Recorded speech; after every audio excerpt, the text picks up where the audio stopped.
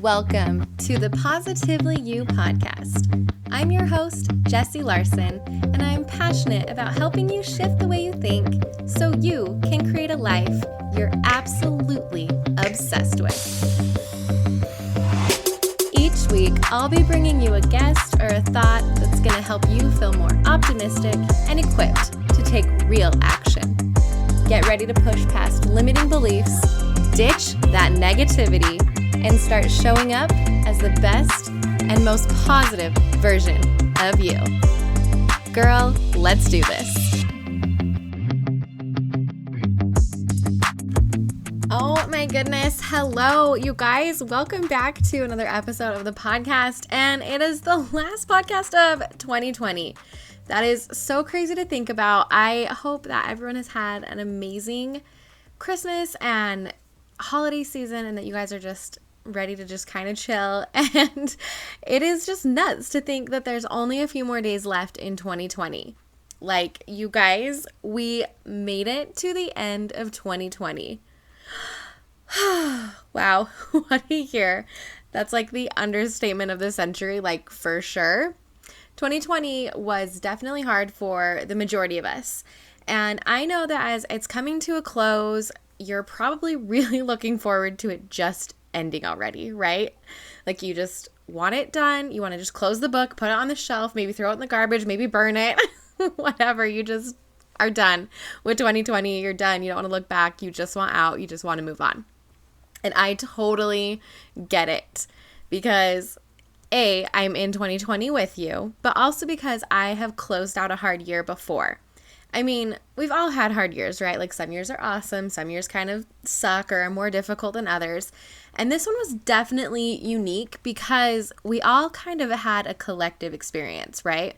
Like, yeah, we all had like our own individual experiences, but collectively as like a worldwide group, we shared in the same pandemic, right? The same like core thing that was kind of causing us stress and pain and anxiety and this unknown and all these changes. We've had that in common. We've had it in common that we've all kind of had a hard year, and we're just ready to kind of say adios, see you later. But I don't want you to just kind of like slam the door on 2020, right? Because my purpose here is to help you live in and create a happy and a positive life and a life experience. So it's not really in me to just be like, slam the door, leave it all behind, because I don't know, it just doesn't feel right to me. Because I actually went through a really hard year the year before 2020.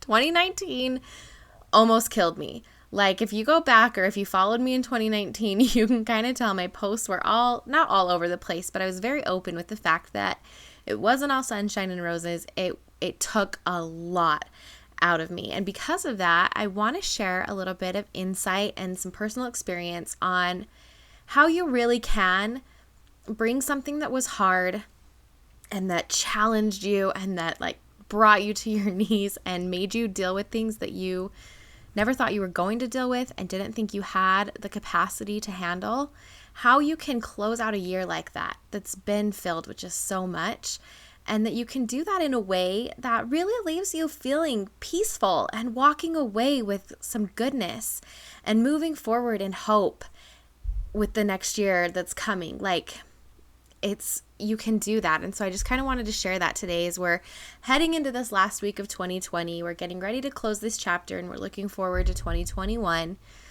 Let's do it the good way, right? So, like I said, 2019 almost killed me. It about killed us. I say us as in like my family, like me and Connor. The anxiety and panic attacks that I felt on a daily basis in 2019 were absolutely insane.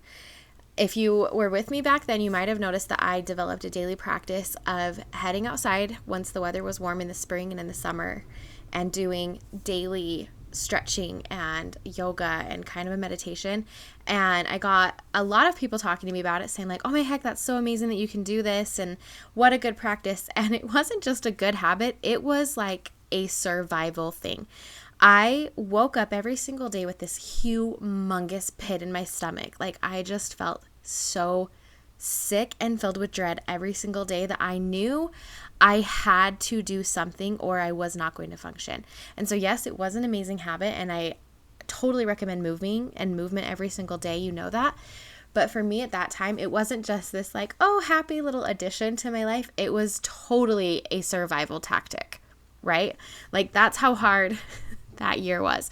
And without getting too much into it, I mean, it was so many unknowns surrounding like our income and my husband's employment and being able to continue affording our life. We had some changes that took place really, really quickly that kind of slashed our income, and it was like stress central. I mean, it was just, like I said, woke up every single day with a pit in my stomach and dread. So, I mean, there was days filled with crying, like, oh my gosh, so many tears, crying on my floor, crying in my shower, crying in my husband's arms, it was a hard freaking year. And so at the end of 2019, I remember kind of this year between Christmas or this week in between Christmas and New Year's, there was like little funny memes, and quotes and challenges going around about, best 9 and describe this year in 3 words. And I remember when that one went around, the only 3 words I can think of was, what the fudge?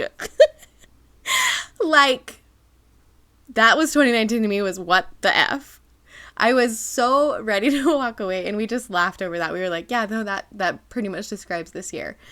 Looking back, we did not know what we were in for with 2020, but at the time, that is definitely how we were. We were just ready to walk away, ready with the promise of a new year, ready with the outlook of a new decade, like more than ready. But like I said, I didn't want to leave with a feeling of negativity. It felt icky to me. It didn't feel right. I just didn't feel like just slamming the door and just kind of throwing it away. That just didn't feel right. It was hard. And yeah, I don't want to experience that again. But I also believed very deep down that it had a purpose. And it had a purpose if I let it, right? I got to choose what the purpose was. The purpose could be just that was a shit show and I hated it. Or I could really go deep and dive in and say, what, And I learned a really good lesson that year in asking questions. And that when you ask better questions, you get better answers. So instead of asking questions like, what the F, right? Or why the crap is this happening? Or, oh my heck, when is this going to end? It can't take much longer. Because guess what? Those answers to those questions aren't going to be helpful. Like, why is this happening? I don't know, you're crap. Like, those answers don't help you. And so I really had to start asking better questions if I wanted to get better answers. And the trick I learned to kind of help you along with that is asking how instead of asking why. So like I said, why is this happening? Why? use how instead. How can I use this to propel me, right? How am I stronger because of this?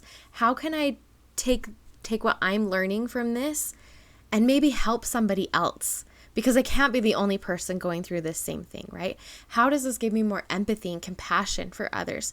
How can I take this and make it into something that serves me or serves others? How can I feel better today? How can I change this? How? Asking how instead of why is one of the most empowering things I learned how to do that year. And holy cow, that lesson carried me through 2020. Like, it didn't make 2020 a breeze, but when crap started hitting the wall in March, it was kind of like, okay, I thought we were coming up for air this year. Turns out we're just going to get a quick little breath. We're going to go right back under. It's okay. We've got this. We know what to do. Let's start asking how, and let's start, figuring out how we can keep living and how we can do this in a way that pushes us forward in the way that we want to create a life, right? In the way that we actually want to live. So as this year is coming to a close and we have the promise of a new year on our horizon, it's not like we're going to wake up January 1st and this is all going to be over. It's not, right? Like, it's always a continuum. And so I just kind of wanted to share with you 5 steps that I did last year and that I'm doing this year in ending the year right and kind of preparing yourself for the new year, right? That you can close this out and that it's just a good, positive experience for you. So step number 1 is acknowledge and give space to the hard. Because it's not all sunshine and roses. I don't think it's like a lot of people will be saying, as you're looking back on 2020, like think of how far you've come and the things you've learned. And everyone's kind of putting on these rose-colored glasses and trying to just spin it positively, which I'm all for. But I also think that there is power in looking back and acknowledging the hard and giving space to it. Like if you need to just sit there and take a moment to like cry and let it all out and just be like, holy crap, 2020, like what the F, right? Like I did last year. Like, oh my gosh, what was that? Just give space to it. Acknowledge how hard it was. Like there was so much crap. And I don't know. I mean, that's the collective crap, right? I don't know what you personally went through. It was unique to you. Give space to that. Okay? It's awesome to look back. It's so good. It's also amazing to look forward. Look back for a second and then we're looking forward. So, step 1, acknowledge the hard. Give space to the hard. Honor it. Step 2, notice the good things. Yep, no matter how small they are, notice those good things because there was good. Even if it doesn't feel like it, even if things still feel really, really crappy, like you haven't kind of come up for that breath or anything, there are bits of good, no matter how small, and it's important to honor those things. It's good to honor the things that broke you, the things that were hard, and also to acknowledge that there was joy and there was goodness. It's so crazy how in this life there is room for both. Like polar opposites can exist in the exact same space at the exact same time. It can be the worst day and the best day. Like it can be the worst year and the best year. And I know that because I've lived in really hard years that were really awesome. Like it's crazy. And so as this year's coming to a close, I think it's really cool to kind of sit there and notice both things, right? And just kind of not even like going through and like analyzing them or anything, but just the facts, right? Just noticing the facts. So, number 1, acknowledge the hard. Number 2, notice the good. Number 3, recognize how you responded this year. I say responded, not really reacted. I don't know. I like the word responded better. And give yourself credit for the things that you did well. The things that you were like, yeah, I took that and I really responded well. Give yourself credit, okay? You're also going to give yourself grace and you're going to forgive yourself for the things that you maybe didn't handle perfectly. If you are one of those people that maybe grabbed all of the toilet paper, I'm totally kidding. But you know what I mean? Like there's things in situations where you may have responded where you look back now and you're like, oh, why did I do that? That's fine. We're human. We make mistakes. We do things. That's awesome because now as you move forward, you can say, okay, I know that might be a tendency for me to react or respond that way, but this is how I'm going to choose to do it forward. It's all just information that you're just kind of recognizing and looking back on, and it helps you as you move forward. So recognize how you responded to different things, to the bad things, to the good things. When good things happened, were you like, well, this isn't going to last forever? Or were you really in the moment and you really just appreciated it? Like, just kind of think about those things and give yourself credit for the things that you did awesome. Like, really give yourself credit. Be like, I was freaking awesome when that happened. We don't do it enough. And I'm not even giving you permission. I'm like yelling at you to do it. And then give yourself grace for the things that you didn't. You don't have to beat yourself up. It's fine. You don't have to. Number 4, practice gratitude. If anyone's shocked by this might be your first episode that you've listened to, but you know how I feel about gratitude.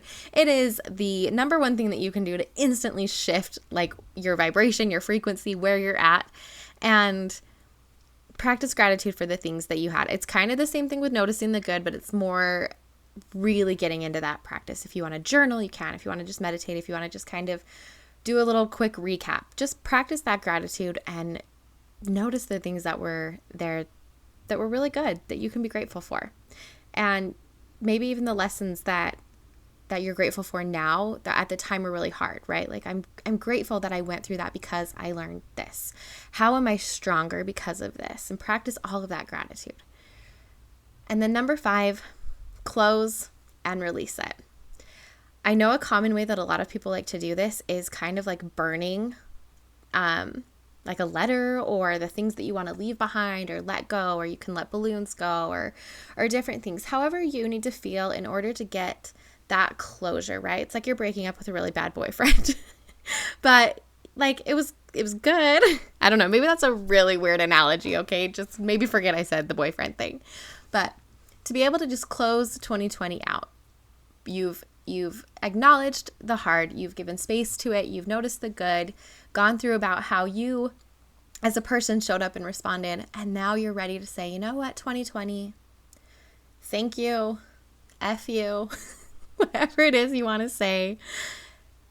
You were a year, and I'm ready to close 2020. I'm ready to close it with the things that I learned from it. I'm ready to leave this behind. I'm ready to take this with me, and I release it all. And just as we're heading into the last few days of this year, just take the time to kind of journal if journaling helps you, or just meditating, or just kind of, I like to go on my walks and just kind of not take my music with me and just review and kind of reflect on things and just think if writing it down is better for you, if burning it feels right to you, whatever feels right to you, right? The framework of the 5 steps is there for you to just kind of build on, but how you do it specifically is up to you. I just want you to know, like, you made it through this year, and I am so proud of you. You are so much stronger than you were last year. You've grown so much. You have conquered things that if we would have told you last year, you would have probably laughed and been like, yeah, right, there's no way. But you did it. You did it. And this new year is approaching, and you know that it's not just going to be the clock strikes midnight and everything is wonderful and whatever. 2020 was a year for the books, and we got a lot of lessons, and I'm sure that we will be taking those lessons with us into the future. But I do that with the eyes of optimism and with possibility, because honestly, the future is so bright and it is so full, and I cannot wait to experience it with you. The things that we are doing this year at Positively You and the things that I am working on to bring to you, I am so excited about, and I am thrilled that you are here with me, that you are on this journey, and that you are committed to becoming the best and most positive version of you. We have got this. 2021 is going to be so amazing. And as you close out this year, I just want to say I love you, I am proud of you, and you did it. I'll see you all in 2021. Thank you for hanging out with me again today. I'm so glad you pressed play. If you want to take a quick second to share this episode with someone you think would love it too, that would be amazing. If you're loving the show, make sure you go and leave a review on iTunes. Reviews are like magic for podcasts, and your review will help get this show into the ears of more amazing women just like you. And come find me over on Instagram. I'm there at positively.jessie, and I cannot wait to hang out with you some more. So until next time, have an amazing week.